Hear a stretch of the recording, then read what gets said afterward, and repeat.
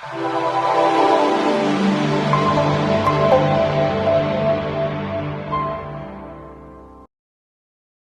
everybody, this is Rob Keens of goldsilverpros.com. It is Monday, September 13th, 2021.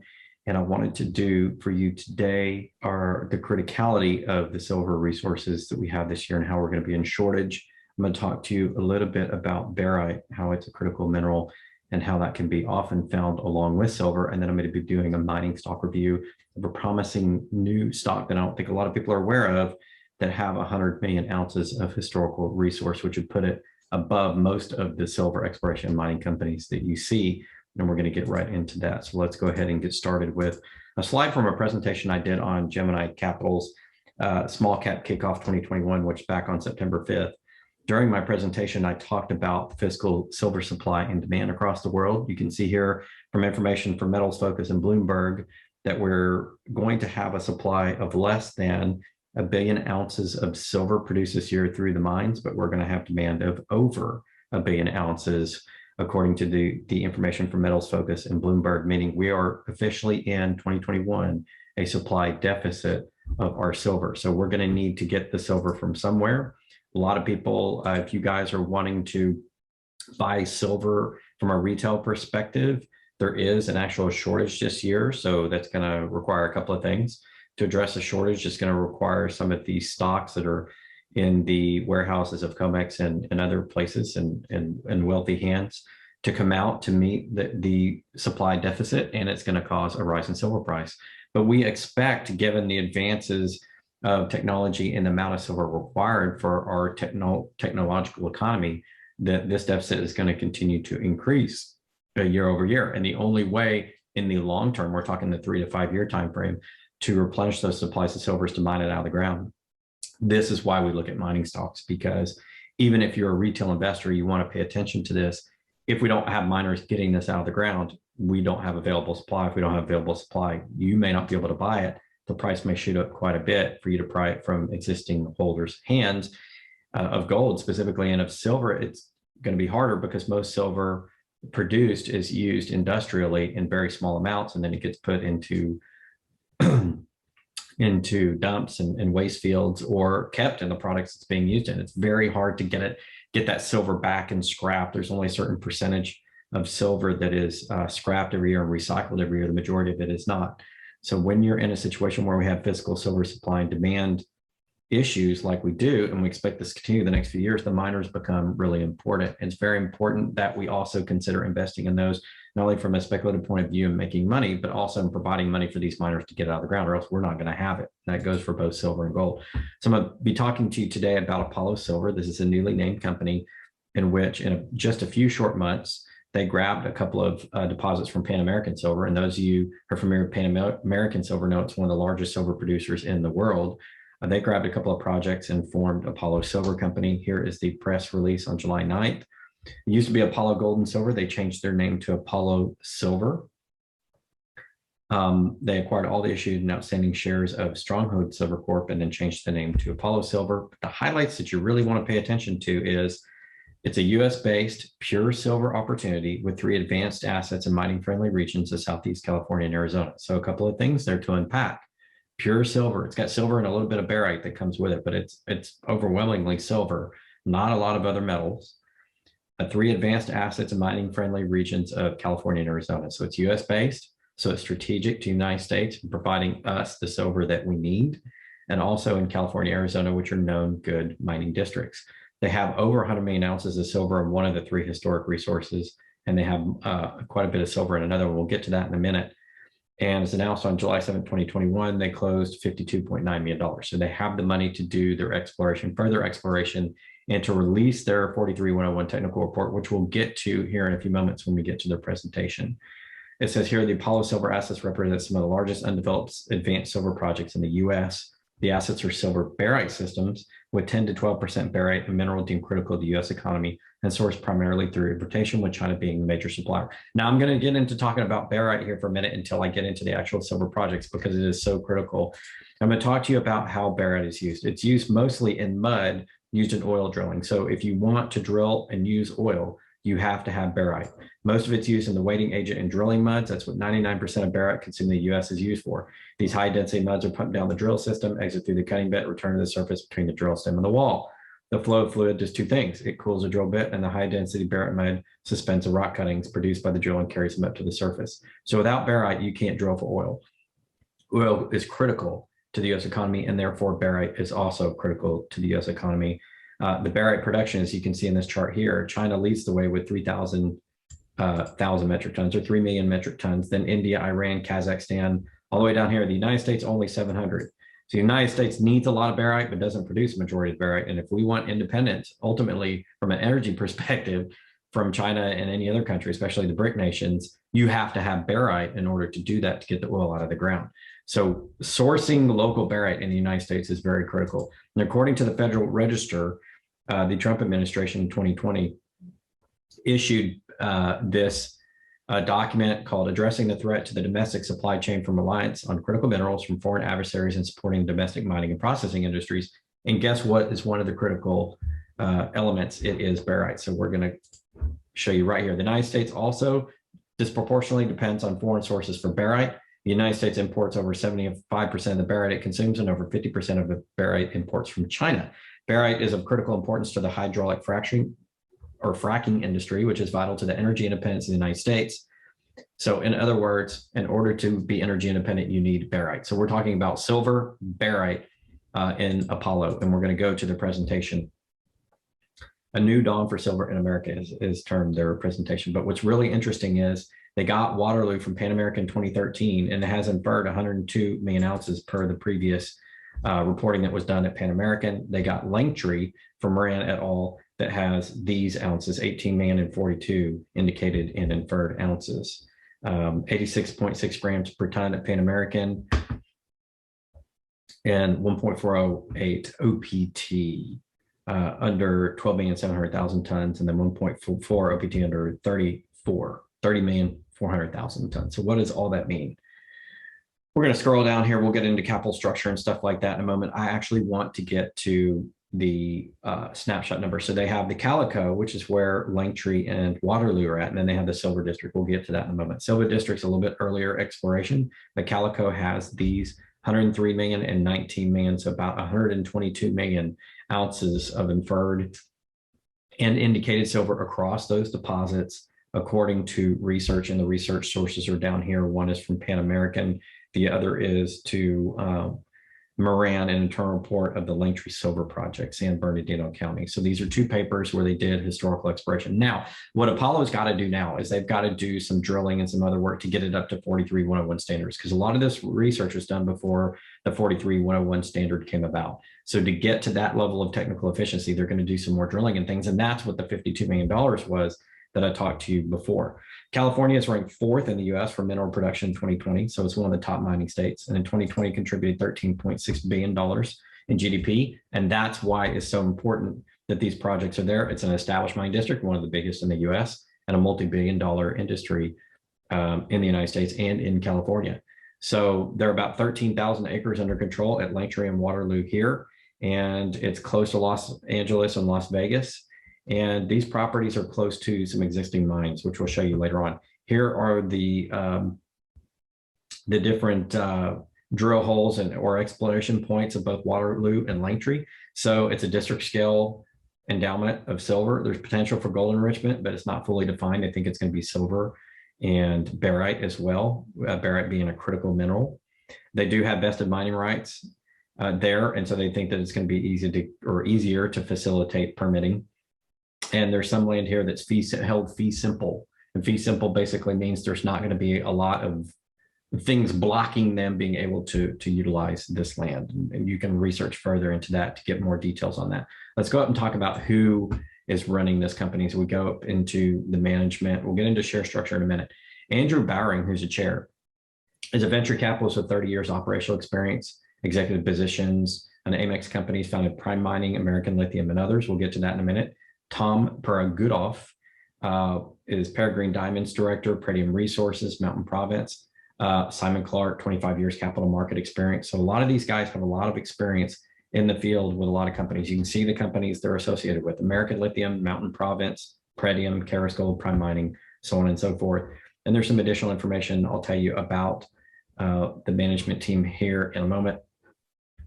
As we get out of the screen share, I'm going to read you some notes that I took when I researched this. This is very important that that you know basically who this management team is. So Andrew Bowering, chairman, since 2011. Here are some of the companies he's involved with, including founding some of these.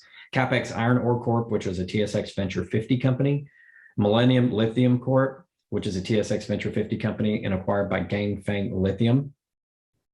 M2 Cobalt Corp, which was purchased by Jervoy Capital in a share transaction. Prime Mining Corp, a TSX Venture 50 company, which Andrew founded at 10 million market cap and now trades at 375 million market cap. Also understand that Pierre Lassonde is Prime Mining's largest shareholder. So Andrew is working with a lot of the most respected mining people in the world. American Lithium, TSX Venture 50 company the last 2 years, which Andrew founded at 15 million market cap and trades at 300.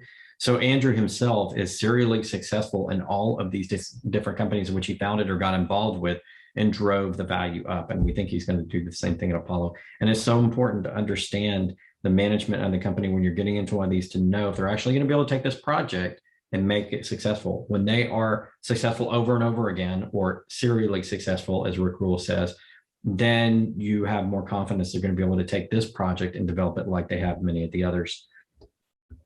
Also wanted to talk about who else is investing. So some of the people that participate in the financing for Apollo Silver is Sprott, Jupiter Investments UK, which is a New Brunswick-based pension fund, Crescat Capital with Quentin Henney, Desjardins Group in Quebec, billionaire investor Carlo Sabelli, Terra Capital from Australia, and Commodity Capital Luxembourg. So not only does it have a really good management team, but it's also got a lot of great investors involved in this project who believe in this project. And I think that's what you want to look for. You want to look for management team, project, jurisdiction, and who's in it if you're looking to invest in the mining stocks. And I think we've covered all of those here. We covered the historic silver. We covered the mining state and all of those things. Oh, share structure. I want to talk to you about share structure here for a moment.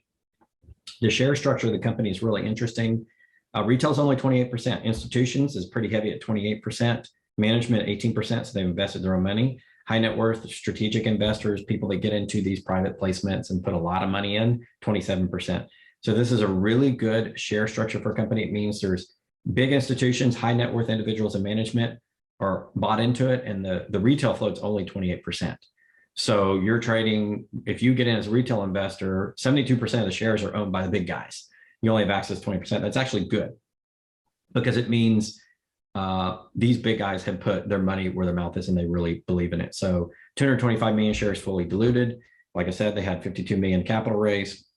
Right now, 17.1 million in working capital. So they're going to be able to do their expansions. Now I want to break down the districts. Here's the historical mining of the Calico district where Langtree and Waterloo sit. I'm going to read to you basically what this has produced. It's produced since 1881 to the 1960s. It's high-grade oxidized deposits of vein-related silver with estimates total extraction from 15 to 20 million ounces up to 1896. Limited production from the district continued until 1907. So it hasn't been mined with modern mining techniques, and that's key. That means they only got the really rich stuff when they were mining before. When they come in with the big equipment now and they put all their drill holes in, they know exactly where all this is, and they're not just literally pulling it off with picks and axes. They're going to be able to get a lot more silver, and that's what makes people excited about this. It's whenever you see one of these historic districts, whether it be in the US or Mexico, or really anywhere around the world, and you have a situation in which they pulled the easy stuff off the top, or they, put a tunnel down and got the easy stuff off the walls, but they left a lot for available modern mining techniques. It means there's a lot of silver left. So silver and barite as well. And the other mining district is Arizona Silver District. So the Arizona Silver District is also famous for silver. They have 3 patented claims, 85 unpatented lode mining claims, and over 2,000 acres. And there's historical mining here as well in this other mining district in Arizona. Silver mineralization was discovered in 1862 with reported historic production of about 1.5 million ounces of silver and 2.3 million pounds of lead. Production occurred between 1883 and 1893. So what we're talking about here is that they have production in these districts in which they're in, and they have existing resource estimates that they need to bring up to date with some additional drilling and estimation according to the updated 43-101. But they know that there's silver there. They also know that barite, a critical metal, is there. We also know that there's a supply shortage in 2021 for silver, according to Metals Focus and Bloomberg. And we expect gold, silver prices to continue to be silver supply shortages, because if you think about it, most of silver is used in industrial means in technology. And what's happening is the world is becoming more technological. That means silver is going to be used more and more and more, not only in solar applications, electric vehicles, military uses, everything from your iPhone and phone to the computer that I'm doing this broadcast on. This technical world that we live in needs silver, and silver cannot be substituted by most things in most cases, especially in the miniaturized world or in highly technical use cases where you're using in high technology. Then you've got barite, which is that critical mineral, according to that release by the Federal Register, making barite one of those protected minerals, one of the, I think, top 10 protected minerals in the US. We have to get independence of that from China, from barite, so that we can use barite in oil production and maintain energy independence. So for the United States, having a silver barite project, or having 2 silver barite projects, is strategic to the United States being able to have the technology that it needs and also the energy production that it needs. And the fact that it's in 2 good mining districts in California and Arizona is very positive, because these are big mining states in the US that produce, billions of dollars of revenue, help people with jobs and things like that. And I think Apollo Silver is uniquely positioned there to capitalize on 2 critical minerals in the United States, silver and barite. And when you look at the management team, the serial successful that they have been at producing winning companies since 2001, and who is invested in them, Crescat and Sprott, and the billionaire investor, Carlo Cavilli. I mean, all of these things add up to people believe in the project. Now they just need to execute, and they got the money to do it. They've already done their first capital raise. They'll probably do some more capital raise along the way. They're going to start doing some drilling and doing some other stuff. In fact, I'll get back to the presentation in a moment and show you what their time frame is. Let me get down to the bottom of this. They have a time frame in here where they're telling you when they're going to be doing the production. But in any case, I think this is a pretty good target for you guys. I think you guys should probably be interested if you're investing in the mining stocks, because at the end of the day, what we need to have is more silver. We need to have barite, and we need good mining stocks here in the US to do that for us, because the US is a tier 1 district. According to Fraser Institute, it's a high quality district where you want to invest. This means your chances of success go up, your batting average goes up. Here's their plan. They're doing data aggregation right now through the 3rd quarter. Then they're going to do technical work on Calico. Then they're going to start the Calico drill program. And then they're going to do the 43-101 maiden estimate at either the end of this year or through basically quarter 1 and quarter 2 of next year. Then they're doing the Arizona technical work, and then the drilling program in Arizona, which is that 2nd district that they're in. So I would say in about 6 months from now, you're going to start seeing that information come out on what they have, their 43-101. They're going to update that and refresh and probably enhance those 122 million ounces that they have, the 2 projects in the Calico district, as well as drilling and finding what they actually have at Arizona. So this could grow to a really big silver company. And they're positioned right in the middle of the small tier silver companies only have maybe a few million ounces, and the super major ones, and in between, there's not much. These other guys are sitting at 100, 150 million ounces are extremely rare. And that's because most silver, remember, 73% of silver mined is not through primary silver mines. It's as a byproduct of other mines, gold, copper, lead, zinc, tin, all of those. And so finding a primary silver mine that has over 100 million ounces is like a unicorn in this world. So if you're looking at a mining stock target that is in silver, that has a nice little add-on of barite being a critical mineral, but is over 100 million ounces, and it's a unicorn, it's very rare in an era in which we're running out of silver and will continue to run silver deficits in our technological society. I think Apollo Silver is one of those that you want to look at. So again, thought this would be worthwhile to bring to you guys. If you're interested, a lot of you guys are interested in speculating in that market, wanted to bring this one to you.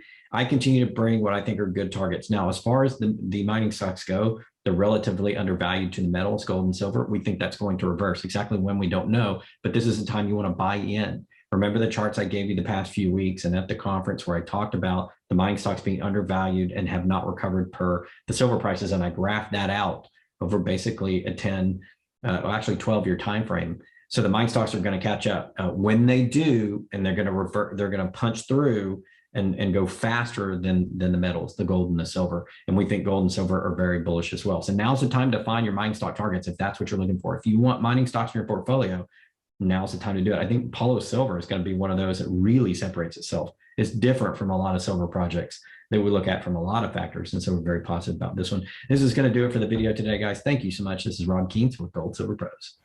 Hey guys, don't forget to hit that subscribe button and the bell for notifications, and go to goldsilverpros.com and sign up for the free newsletter so you can get your updates.